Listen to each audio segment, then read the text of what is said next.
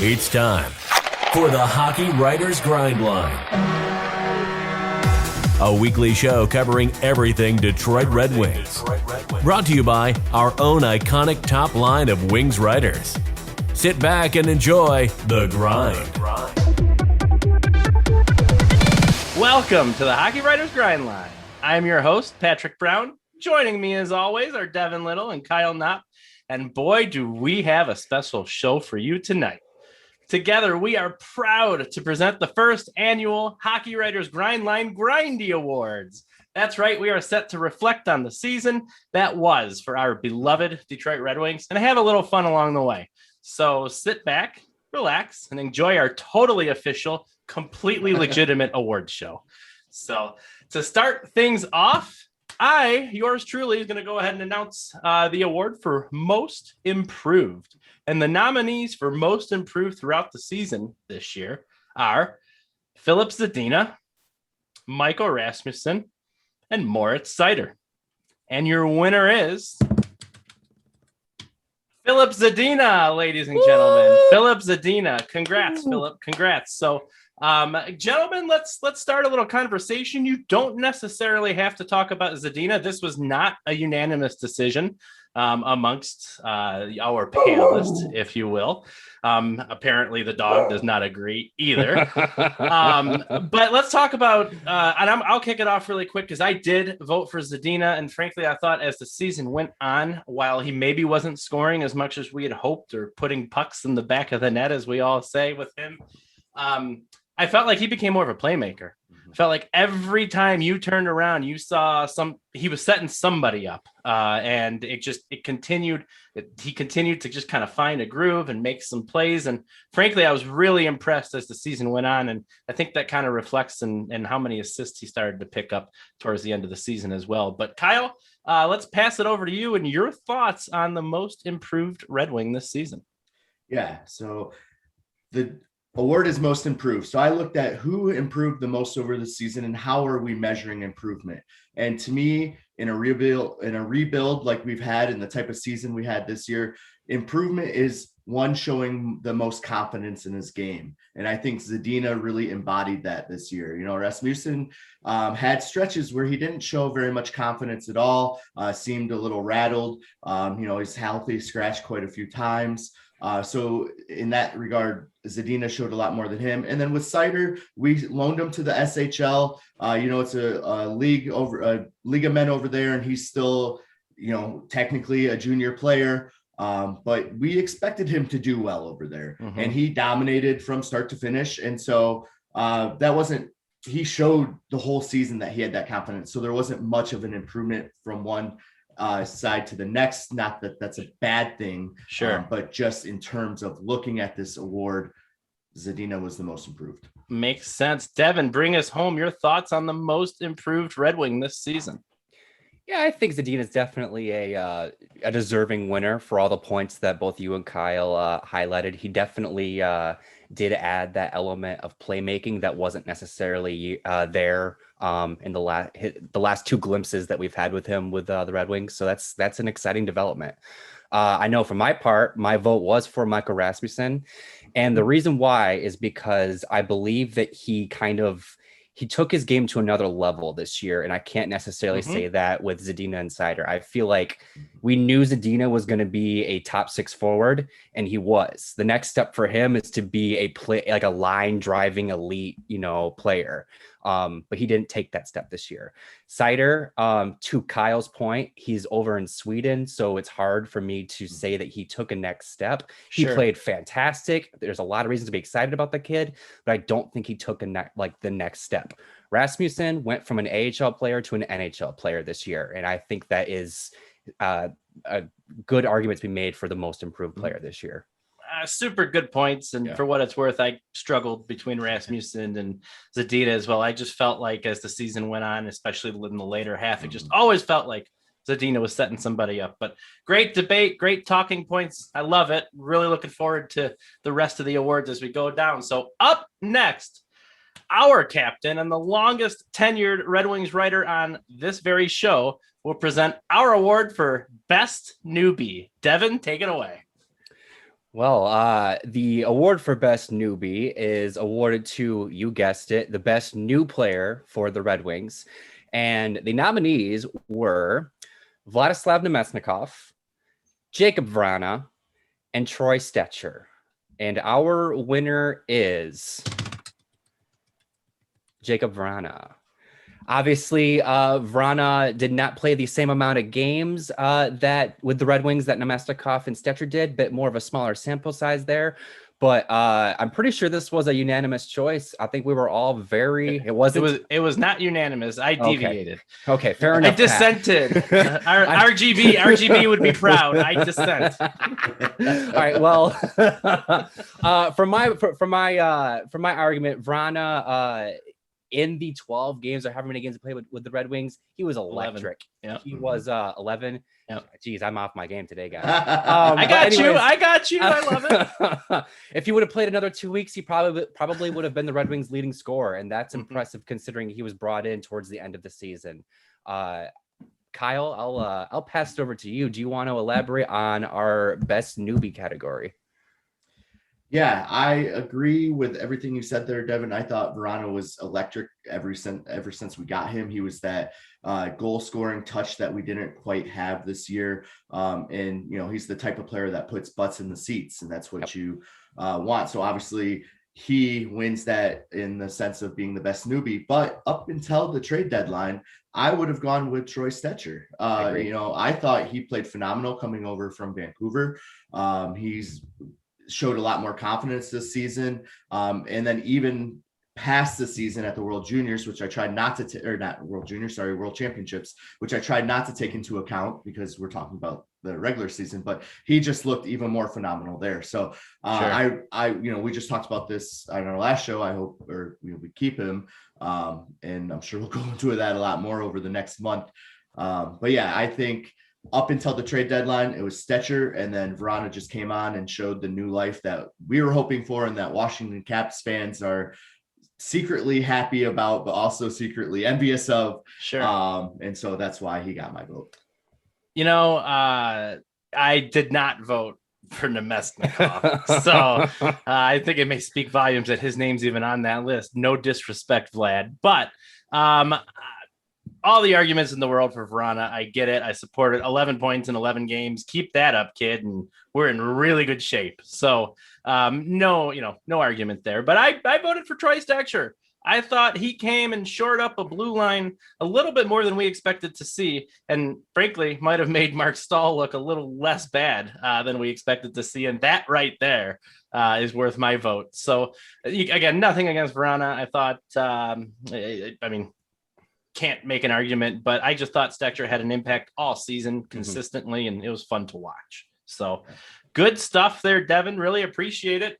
Congrats to Mr. Vrana. So up next, the Hockey Writer's very own Kyle Knopp, editor of the Morning Skate newsletter. Make sure you sign up. Will present the Motown Award, recognizing the player who best embodies the city's spirit. Kyle, take it away.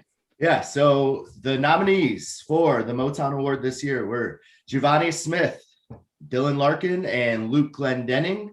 And if I can have the envelope, please. Giovanni Smith gets the nod. So I voted for Smith. Main reason, obviously Larkin, our captain, it does embody what it means to be a Motown worker and just kind of that blue collar mentality that we like to have. But even more so, I believe Smith has that and just brings that extra grit that we've really been missing since the grind line days. And if we're, going by our namesake, the one that fits that the most is Giovanni Smith. Makes sense. Devin, your thoughts on Motown Award? Yeah, I voted for Giovanni Smith as well, and I kind of took a bit of a pessimistic route with my thinking. Detroit kind of gets overlooked in the national conversation of great cities, and I know it has a bit of a stigma from its older days, but Detroit's on the up. It's even just the teams that it houses. Every team is kind of on the upswing, and I think Giovanni Smith really embodies that. I think he was a bit overlooked this year. He probably should have played a bit more than he did, but he's coming up. and he's going to make an impact, whether it's with the Red Wings or the Kraken or whoever. Sure. Devin, you hit the nail on the head for my reason why I didn't vote for Smith. I just didn't think he played enough. And huge disservice to him because I just didn't think he played enough. So I actually voted for Luke Glendening. I just felt like he embodies the spirit of every day. He picked up his hard hat. He grabbed his lunch pail. He got in that face-off dot, and darn it if he didn't win 67% of his face-offs all year. And I think we all know that by now. So I voted for Glendening. I see the argument for Smith. I love the kid. I hope to see him, Devin, to your point, as a Red Wing a lot more on the ice next year. But certainly really good arguments, and congrats to Giovanni, our inaugural Motown Award winner. So very exciting stuff. Moving on, I am privileged enough to present the Yzerplan Award. So this award is actually going to be given to the player who we feel best embodies the spirit of Yzerman's plan to rebuild the Red Wings. Perhaps it was a home run that Yzerman hit, but how are things looking? So our nominees for the Yzerplan Award: Jonathan Berggren, Joe Veleno, and Mo Seider. And your winner is Mo Seider. I have a feeling it's not going to be the last time we hear that in the either, whether it's tonight or hopefully, God willing, for the next 20 years. I have a feeling it's not going to be the last time we hear that. So what do you got to say about the kid playing in a league of men at the SHL and winning top defenseman? And I mean, I can't say any more about him because what else can you say? So Kyle, help me out. I wish I could. I mean, as a defenseman, he just makes me so proud to watch him play that position. And I'm just so excited for him to come over and just be here in the States and in Detroit and in a winged wheel and just get those precious NHL games under his belt. And then, I mean, the sky's the limit for this kid, and I am so ready. It's proud Papa Kyle over here. That's my boy. Devin, by the way, I should mention this was a unanimous decision. Yes, it was. This is our first one. As much as I would have loved to have picked my boy Berggren, how can you? This was a unanimous decision. Devin, your thoughts on why you voted Seider? I want to quickly give props to the other two. Berggren finally showed up. Pat is definitely on the Berggren hype train, and he's not alone. And then Joe Veleno didn't have the numbers he probably would have liked over in Sweden, but then he came over, had 5 games in the NHL, and scored his first NHL goal. Mm-hmm. So plenty to be excited about with Joe Veleno. But I mean, nobody embodies the Yzerplan like Mo Seider. Nobody had him at 6th overall. Yzerman took him, heads were scratched, and now we're scratching our heads because how wasn't he picked higher? Because this kid, like Kyle said, the sky is the limit, and everyone that follows the Red Wings is so excited to see this kid wear the winged wheel next season. Yeah, absolutely. And it's hopefully only up from here, but congrats, Mo. We're proud of you. We're happy for you, and you really can't get a higher honor than this. So cheers to that.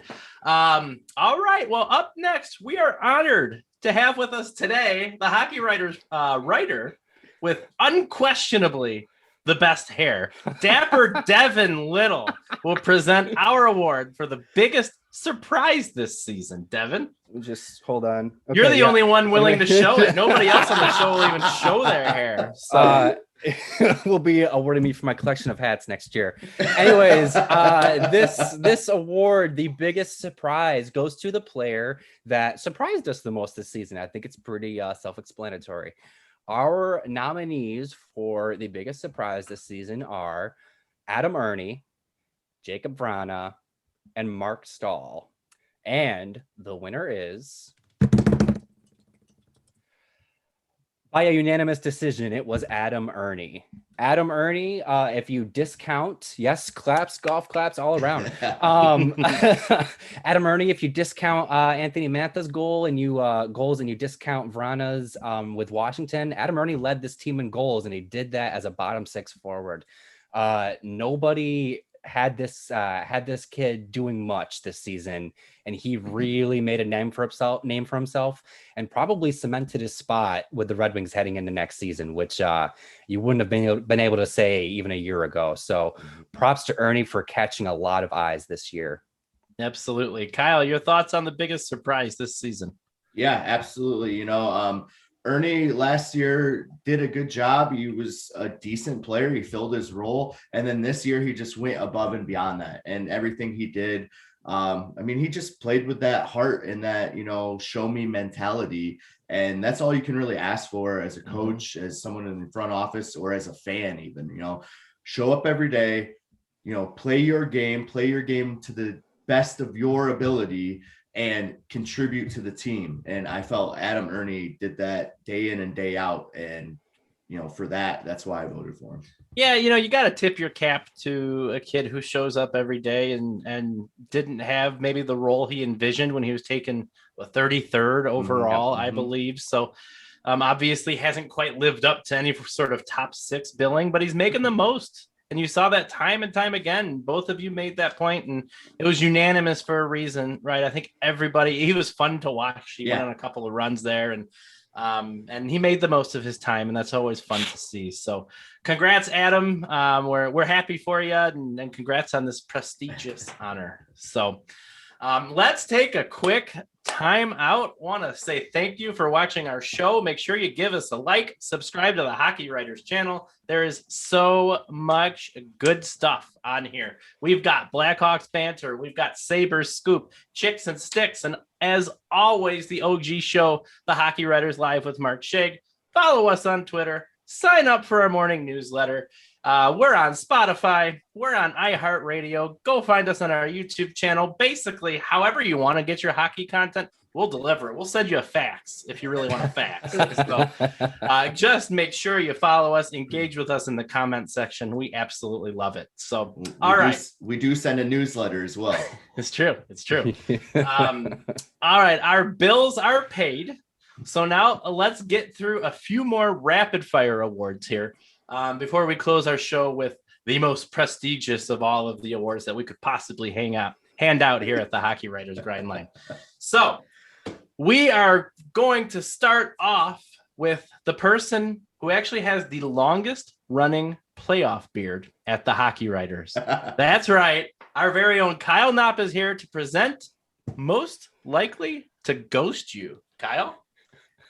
So the Most Likely to Ghost You award goes to the player who most likely will just disappear on you. Whether it's through a trade, through an injury, or just refusing to sign, who knows? They are no longer visible. So with that, the nominees for the player to most likely ghost you this past season are Keith Petruzzelli. I knew I was going to screw that up. Petruzzelli. Petruzzelli. Wah wah. Anthony Mantha and Matthias Brahme. I probably screwed that one up as well. And the winner is, without further ado, Keith Petruzzelli. Yeah, he's ghosting you because you can't pronounce his name. So, I'm actually not upset that he is not signing, because that is one less double Z that I have to pronounce next year. With that, so I don't know this kid's full story, right? But for being a player that doesn't want to sign with a professional hockey team, to me, I don't really want him in the locker room. So for whatever reason it may be, I hope the best to him, but I think the Detroit Red Wings will be better off without Keith Petruzzelli. Well, maybe if you play goalie and all you hear all year is how dire the goalie situation is at the team that you play for, that might have something to do with it. But Keith, we wish you the best of luck. Thanks for giving it the old college try, and congrats on your award. So very good. I actually have the next award to present, and ladies and gentlemen, this is actually, believe it or not, for Best Beard. So our nominees for Best Beard are Sam Gagne, Mark Stahl, or our very own Kyle Knopp. And the winner is Kyle Knopp, ladies and gentlemen. We need a speech. We need an acceptance speech, please. Speech. Well, I feel like this is the first official proof of election rigging ever. And had I known this was going to be a category this week, I wouldn't have trimmed. And so now I feel like I'm not giving it its full credit that it deserves. But it was 100 degrees this weekend. It needed to at least come down a little bit. So, I appreciate it, guys. I love being here every week with you. And so thank you for this honor, but it should have been Mark Stahl. We're gonna need to inspect those ballot machines. Calculated. You get those from Pawnee, Indiana, where they give you a candy bar if they vote for me. This episode brought to you by Sweetums. Okay, we're making a hard left turn, so we're gonna rein it back here because we are thrilled to have Grand Rapids native and Hockey Writers Grind Line captain Devin Little with us to present the next award for the player most likely to potentially miss an empty net. Devin, what say you? Well, this award goes to the person that is most likely to miss the empty net. It's pretty self-explanatory. So, without further ado, our nominees for the player most likely to miss an empty net are Franz Nielsen, Alex Biega, and in a surprise nomination, the ghost of Chris Draper. I think Darren McCarty might have added that one. Holy cow. Anyways, our winner is alive and well. He is Franz Nielsen. Congratulations, Franz, on your prestigious award. I'm sure you will tuck that deep into the back of your closet. Hopefully,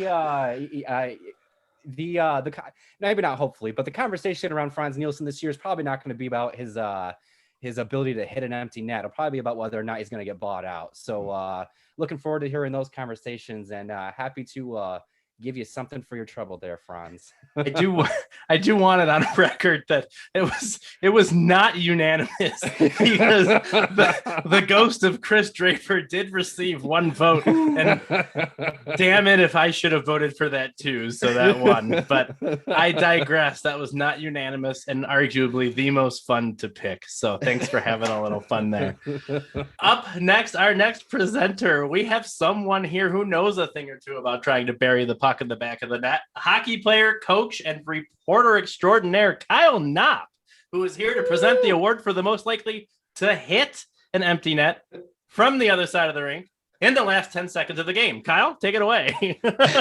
Well, this was surprisingly actually a tie. The problem was we all nominated the same person.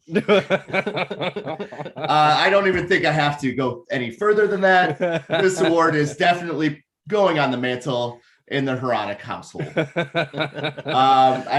guy is just money from his own end behind the goal line on a 200-foot sauce to the middle of the back of the net, and just gives all of us joy as we sip our Dr. Peppers. It's true. And, it's just such a warm and fuzzy feeling. There's 47.3 seconds left, and you see the goalie heading, and you just look for Hronik to get out there on the ice because no matter where he's got the puck, he's sending it that way, and it's probably not going to be icing. So I hope he negotiates a bonus for every empty net goal he scores in his own zone in his next contract, because holy cow, he'll get some money. I love it. His agent is a genius if he gets that work in. I absolutely love it. So thanks for having some fun with us on those. Had to keep it a little bit light and have some fun. So let's close our show. We got 2 more awards to give away today. And the first award we're going to give to our, who's going to present it is our prospect and scout extraordinaire expert, Devin Little. Devin, you are about to present one of our most exciting awards here. The player who the fans are most excited about and actually voted for this on Twitter this week. Devin, take it away. If there is ever a plug to follow THW Grindline on Twitter, this is it. This award was voted on Twitter by the fans. So this, we had no say in this. This is all about the fans. The nominees for player that the fans are most excited about are Joe Veleno, Jacob Vrana, and Moritz Seider. And the winner in a landslide win is Moritz Seider. And I can't say that I can argue with it. I don't know about you guys, but I think the results are pretty clear, and I don't disagree with them. Seider's very exciting. We talked about it in the early award that he won. I mean, what more can you say? We're counting down the days until this kid gets to wear the red and white. So looking forward to seeing it, Mo. Yeah, absolutely. And no disrespect to the other nominees, because to be perfectly honest, I believe Joe Veleno could be a future Selke winner. He showed some stuff very early on. Obviously, he didn't play that much, but towards the end of the season when he finally got a shot. But, you know, I think it was his first game when he had that stick lift, turned it around. And I mean, when I saw that, I was like, oh, Selke, that's cool. I jumping the gun, but it's a little I think it's certainly possible. That said, there is no denying Mo Seider is the future of this team. He is someone to be excited about, and he's going to get this train moving in the right direction pretty quickly here. Kyle, anything to add about Seider before we close up our show on the most important award of the year? If you would like my thoughts on Seider, just rewind about 10 minutes. I'm sure that will cover it. There you go. Like I said, he's no stranger to the award circuit, even on our humble show, obviously. So, all right. Well, we have one more award. We have been saving the best for last. And I have to say, we actually didn't necessarily even put people up and vote. We all nominated, and we all just happened to nominate basically the same exact area. So the award for team MVP this season, and make sure you let us hear about it in the comments on your thoughts, agree, disagree. Cannot wait to talk about this with you. Our award goes to the goaltending. So it just seems like, and you know, we'll all talk about it a little bit, but Thomas Greiss, Jonathan Bernier, and yes, even Calvin Pickard.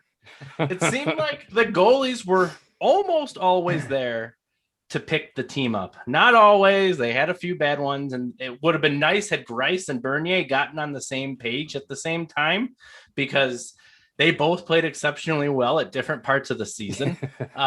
So it would have been fun to see them on at the same time. And we saw some injuries as well. So, you know, they dealt with it. But I mean, I think hands down, you look at how this team performed and how this team improved from the previous year. And you can look at goaltending. And a quick tip of the cap to Bernier as well, who has been here literally probably the darkest of before the dawn. I have a feeling things are going to start getting a little more promising in the coming seasons. And he's already gone on record saying he wants to come back. He started this thing. He kind of wants to see it through and wants to be a part of it. And to your point, Kyle, isn't that a goalie you want on your team? So I'm done gushing. It was unanimous. We all talked about the goaltending. Devin, I'm going to toss it over to you. Your thoughts on the team MVP this year? I mean, what more can you say than what you said, Pat? There were a lot of games that Detroit had no business being in, but they were held in by, whether it was Greiss or Bernier, they were still in the game. A lot of their wins were stolen by their goaltenders. Greiss was the only player on the Red Wings roster this season to win Player of the Week honors. That alone speaks volumes to what the goaltending did for this team at different parts of the season. And Bernier, except for a couple of injuries, like you said, Pat, and a couple of ugly games that were not necessarily his fault, he once again looked like a very underrated, very underappreciated goaltender as far as the league is concerned. Yep. I think anybody who watched the team this year knows that Jonathan Bernier and Thomas Greiss were definitely not the weak links on this team. Absolutely. Good thoughts. And Kyle, you get the last word on the show.